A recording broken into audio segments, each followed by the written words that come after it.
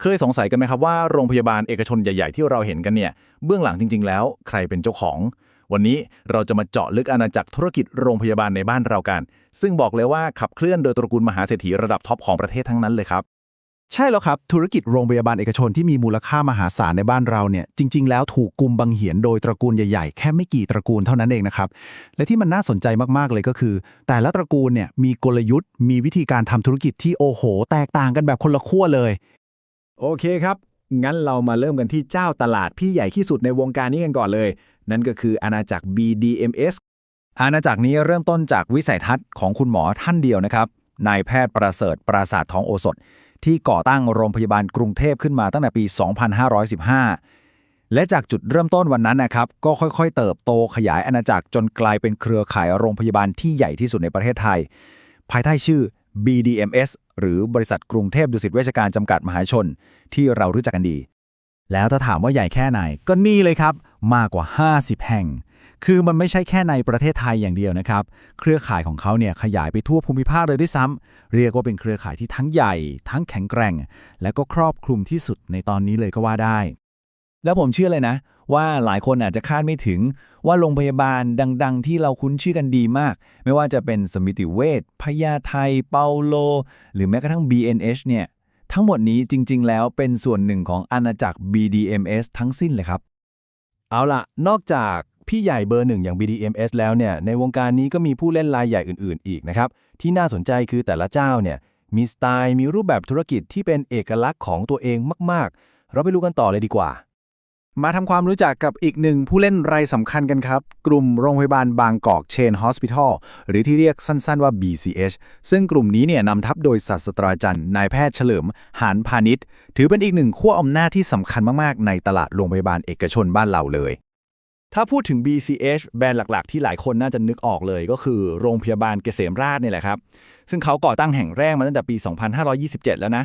นอกจากนั้นก็มีแบรนด์อย่าง World Medical แล้วก็กรุณเวชด้วยจุดเด่นของเครือนี้เลยก็คือเขาแข็งแกร่งมากๆในกลุ่มผู้ป่วยที่ใช้สิทธิประกันสังคมครับมาดูกันที่ตระกูลต่อไปครับตระกูลโสพลพนิชซึ่งหลายคนอาจจะคุ้นชื่อจากแวดวงการเงินใช่ไหมครับแต่จริงๆแล้วตระกูลนี้มีบทบาทสำคัญมากๆอยู่เบื้องหลังโรงพยาบาลบำรุงราษฎร์อินเตอร์เนชั่นแนลซึ่งก็คือผู้นำตลาดด้านการแพทย์ระดับพรีเมียมของจริงเลยเห็นไหมครับว่ากลยุทธ์ของ2ตระกูลนี้ต่างกันคนละเรื่องเลยฝั่ง BCH ของตระกูลหานพาณิชย์เขาจะโฟกัสไปที่ตลาดประกันสังคมเลยครับซึ่งเป็นฐานลูกค้ากลุ่มใหญ่แล้วก็มีความแน่นอนสูงในขณะที่บำรุงราษฎร์ของตระกูลโสพลพนิชย์เนี่ยเขามองไปอีกระดับหนึ่งเลยคือจับตลาดพรีเมียมระดับโลกดึงดูดลูกค้ากระเป๋าหนักจากทั่วทุกมุมโลกให้บินมารักษาที่นี่เอาละครับเราเห็นผู้เล่นหน้าเดิมๆกันไปแล้วทีนี้เรามาเปลี่ยนโฟกัสกันบ้างมาดูผู้เล่นหน้าใหม่ที่ต้องบอกว่าน่าจับตามองมากๆเพราะเขาไม่ได้มาจากสายสุขภาพโดยตรงแต่ก้าวเข้ามาในสมรภูมินี้พร้อมกับกลยุทธ์ที่แหลมคมจากอีกวงการหนึ่งนั่นก็คือวงการอสังหาริมทรัพย์ครับตระกูลแรกที่มาจากสายอสังหาก็คือตระกูลวิทยากรครับนำโดยดร.สาธิตวิทยากรเขาทำการตัดสินใจที่ต้องบอกว่ากล้าหาญมากคือพลิกทิศทางธุรกิจของบริษัท Principal Capital หรือ PHNC เนี่ยจากที่ทำอสังหาอยู่ดีๆหันมาลุยธุรกิจสุขภาพแบบเต็มตัวเลยแล้วกลยุทธ์ของ Princess เนี่ยแหละครับที่น่าสนใจมากเขามาพร้อมกับแนวคิดที่ว่า Healthcare for all คือต้องการทำให้ทุกคนสามารถเข้าถึงบริการสุขภาพที่มีคุณภาพได้แต่แทนที่จะมาสู้ในกรุงเทพที่การแข่งขันดุเดือดอยู่แล้วเขาเลือกที่จะไปอีกทางนึงเลยครับคือเน้นขยายเครือข่ายโรงพยาบาลไปตามหัวเมืองรองในต่างจังหวัดทั่วประเทศแทนเป็นการหา Blue Ocean ที่ฉลาดมากและผู้ท้าชิงอีกรายจากวงการอสังหาที่ต้องบอกว่าไม่ธรรมดาเลยก็คือคุณทองมาวิจิตรพงษ์พันธ์เจ้าของอาณาจักรอสังหาริมทรัพย์ยักษ์ใหญ่อย่างพฤกษาโฮลดิ้งที่เรารู้จักกันดีคุณทองมาก็กระโดดเข้ามาเล่นในตลาดสุขภาพแบบเต็มตัวเหมือนกันครับด้วยการเปิดโรงพยาบาลวิมุตติ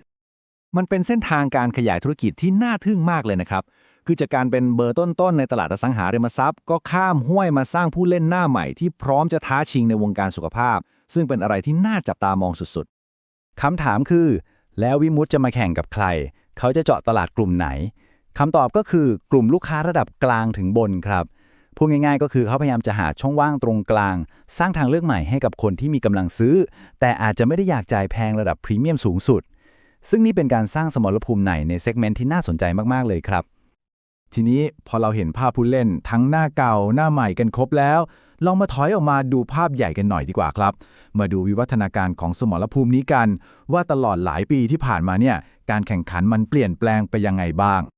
ไทม์ไลน์นี้สรุปภาพได้ชัดเจนเลยนะครับ เราจะเห็นเลยว่ามีผู้บุกเบิกยุคแรกๆ อย่าง BDMs ที่เริ่มตั้งแต่ปี 2515 ตามมาด้วยบำรุงราษฎร์ในปี 2523 แล้วก็ BCH ในปี 2527 ซึ่งทั้ง 3 เจ้านี้ก็ครองตลาดมาอย่างยาวนานเลยนะครับ จนกระทั่งไม่กี่ปีที่ผ่านมานี้เองในปี